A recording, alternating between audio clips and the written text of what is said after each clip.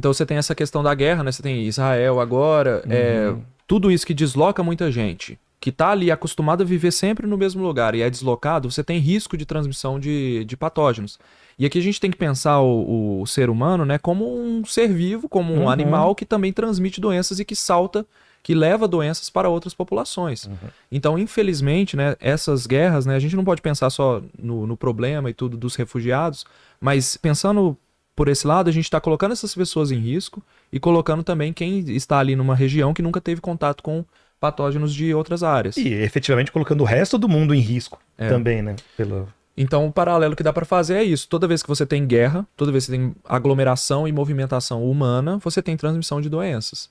Um exemplo recente, não sei se você ficou sabendo, mas teve uma epidemia de Oropoche esse ano. Não. Você sabe o que é Oropoche? Não faço ideia. Pois é. A gente tá falando aí de vírus africanos, vírus que vêm da Ásia, bactérias que vêm da Mongólia. E os americanos, né? Cadê? Então, existem vírus que vêm da Amazônia. Na Amazônia, existem 2 vírus com potencial pandêmico, que é hoje conhecido como o Oropoche e o Maiaro. Eles têm um potencial pandêmico menor porque eles são transmitidos por mosquitos. Então os mosquitos eles ficam restritos a uma região mais tropical. Mas se eles se adaptarem a serem transmitidos por mosquitos urbanos, que existem no mundo inteiro, você tem esse risco de transmissão. Um desses vírus é o vírus Oropoche, que ele surgiu ali provavelmente na década de 50, ele salta de uma preguiça ou de um macaco para um ser humano através de um mosquito, né, que é um mosquito silvestre, Coquiletidia venezuelensis, eu acho. É o nome técnico do mosquito, né, o nome científico.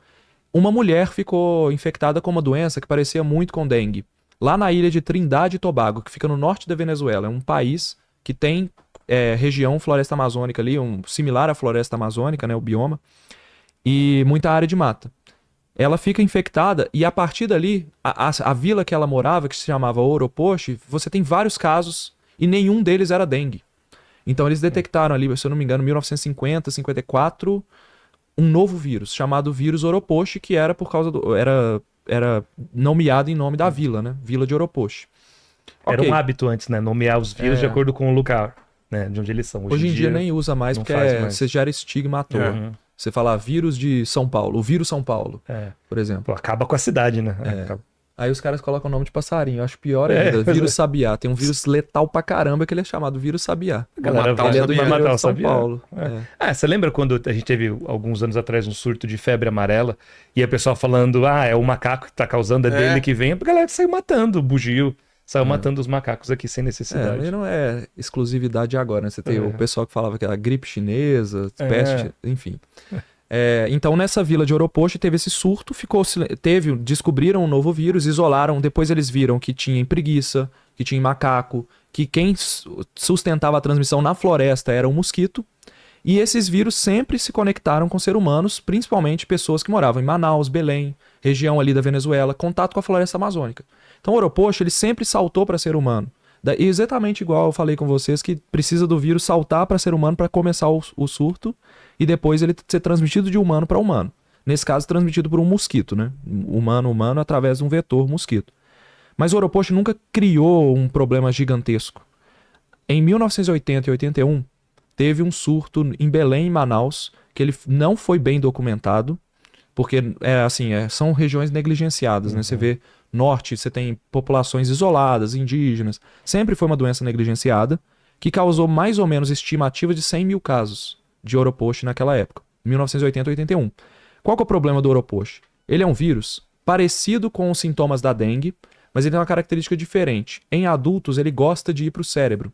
Ele vai caminhando pelos nervos. Já provaram isso. Se você inocular no rabinho do rato, ele caminha pelos nervos do rabo, vai até o cérebro. Caramba. E causa uma inflamação cerebral que dá uns sintomas de meningite. A pessoa não consegue colocar a cabeça no peito. Então não é brincadeira, é um vírus grave, tem tratamento, mas pode ser letal. Você agora em casa tá tentando colocar a cabeça no peito, tenho certeza. Tá tudo bem. Você fez isso agora.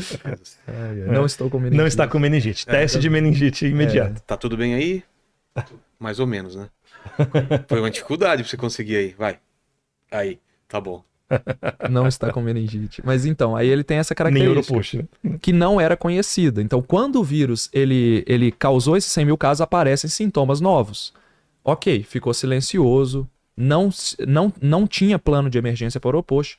Em 2017, foi a primeira vez que eu ouvi falar desse vírus. Eu estava estudando dengue, né, fazendo meus trabalhos lá, e aí veio um pesquisador da USP fazer uma palestra na UFMG falando de vírus com potencial de se tornarem novas pandemias.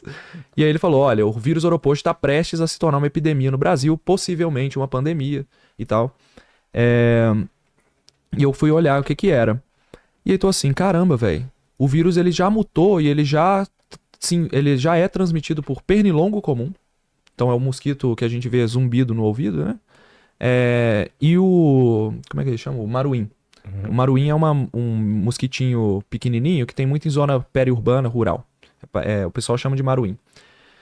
Então esses dois mosquitos, eles são mosquitos que tem aí por volta, né, da nossa vida. Então, assim, existia um risco muito grande. Aí este ano foi o maior surto de Oropost registrado, né? Foram 7.800 casos até agora. Não, por que o outro não fala que foi uma... Por que esse foi o maior? Porque foi o maior registrado e acompanhado. E dessa vez matou com certeza 2 pessoas, e acho que a última vez que eu olhei tinha 2 em análise. E não foi só na região norte, né? A gente teve... Foi a primeira vez que ele veio pra baixo aqui. Então ele veio, pegou gente de São Paulo que nunca tinha viajado pra Amazônia. Então mostrando que ele tá circulando entre humanos aqui. Então ele é um novo vírus que vai ser igual o chikungunya e o Zika, sabe? Surge do nada, vem e causa um problema. E assim como o Zika, quando ele pega muita gente, ele começa a causar sintomas que ninguém sabia. Então estão estudando agora uma probabilidade muito alta dele também causar microcefalia. Porque como ele ataca o cérebro em adultos, em bebês ele causa essas deformações. Teve 4 casos de microcefalia que não estão associados à Zika que tiveram a mãe com o Oropost. Então é um novo vírus que a gente tá o quê? Contato próximo, né? Invadindo floresta. Então até essa questão das queimadas aí que rolou... Também vai afetar. Porque ao mesmo tempo em que você diminui a cobertura de floresta, os animais, e todos eles, inclusive os mosquitos, precisam sair mais, se afastar mais desses locais para se aproximar, para se alimentar. E quando você desmata uma região, você acaba também aproximando populações humanas dessas regiões. As pessoas vão lá e ocupam essas áreas. E com isso, a roleta russa do salto de um novo vírus, de uma nova bactéria, continua rodando.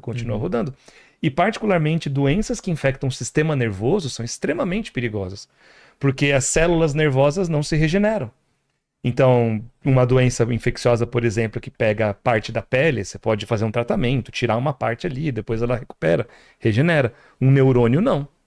É muito difícil, né? Poucas células-tronco. Se você perder uma parte por um acidente, você não vai recuperar nunca. Exatamente, né? Tem até uma plasticidade, né, neurológica em alguns pontos, mas é mais outras regiões do cérebro assumindo a função do que novas células sendo criadas. Então, são doenças bastante perigosas, que podem acabar trazendo uma letalidade. Exatamente. Alta, né? Pois é. E aí tem essa questão do Oropost, a gente tem o Maiaro, que é um outro vírus, que ainda não saltou, ele é menos arriscado, mas ele é tão grave quanto. Você tem a questão do Ebola, por exemplo, que muita gente falou, né? Mas tem vários outros vírus silvestres que saltam para ser humano, causam um surto local, e ali começa a tensão. Então, voltando lá no negócio da OMS, que eles têm o registro, eles estão mapeando tudo. Né? O Oropost já é considerado um vírus epidêmico, provavelmente vai causar epidemia anual no Brasil, misturado com dengue, e que a gente vai ter que se virar para não virar uma pandemia, né? Porque já afeta os mosquitos urbanos. Não afetava em 1950. Então ele já mutou. Tem a vantagem de, pelo menos sendo por um mosquito, né, não ter uma transmissão tão ágil e eficiente igual pelo ar.